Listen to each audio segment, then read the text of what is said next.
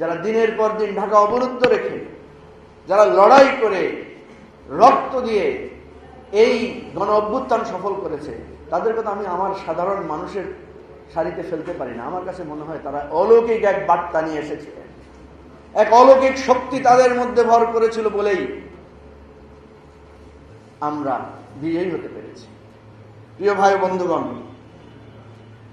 ইতিহাস বলে গণ অভ্যুত্থানে যারা পালিয়ে যায় তারা আর কখনো গণতান্ত্রিক পন্থায় রাষ্ট্র ক্ষমতায় আসতে পারে না। ইতিহাস খুঁজে দেখেন, গণতান্ত্রিক ভাবে কখনো পারে না। হ্যাঁ, তাদের জন্য দুইটা পথ খোলা। আমি আওয়ামী লীগের বন্ধুদের উদ্দেশ্য করে বলছি, আপনাদের জন্য দুইটা পথ খোলা।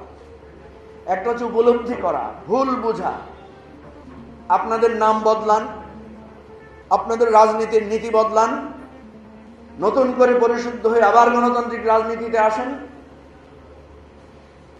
তাহলে আপনাদের জন্য পথ থাকবে হয়তো অদূর ভবিষ্যৎ।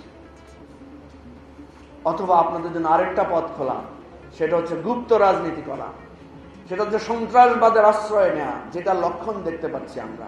আপনারা দেখেছেন বসুন্ধরায় একজন সার্ভিং মেজরের নেতৃত্বে কি ধরনের ট্রেনিং তারা করছেন। আমাকে বিভিন্ন জায়গা থেকে ফোন করে বলছে আগামী এক সপ্তাহ সিরিয়াস অ্যালার্মিং ব্যাপার। আমি হাসলাম, বললাম রাজপথে এত লড়াই, এত যুদ্ধ, এত গুলি, এত কিছুর পর আর কিসের ভয় দেখায় আমাদেরকে তারা? এখনো গুপ্ত রাজনীতি বাংলাদেশে কখনো বিজয়ী হতে পারে নাই। সন্ত্রাসবাদী রাজনীতি বাংলাদেশে কখনো সফল হতে পারে নাই, ইনশাআল্লাহ ভবিষ্যতেও পারবে না। একটা ভয় আছে, সেটা বলে আমার বক্তব্য শেষ করছি, আগ্রহ দাঁড়ায় গেছে।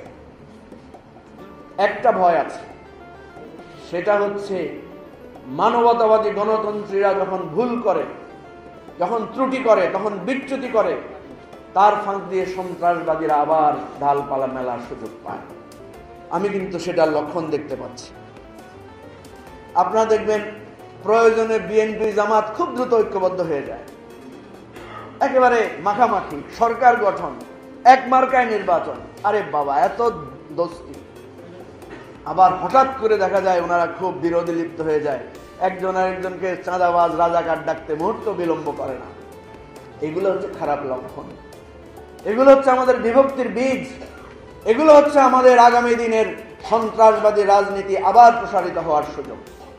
আসেন, এই রাজনীতির আওয়ামী লীগ ছাড়া যত লোক আছে সবাই এই গণ অভ্যুত্থানের মাস্টার মাইন্ড। আওয়ামী লীগ ছাড়া যত মানুষ আছে আমরা সবাই বাংলাদেশের মানুষ। আমাদের মত পথ ভিন্ন থাকতে পারে, কিন্তু আধিপত্যবাদ এবং সন্ত্রাসবাদের বিরুদ্ধে আমরা আবার একাকার হব, আবার লড়াই করব, বড় ধরনের বিভেদে আমরা লিপ্ত।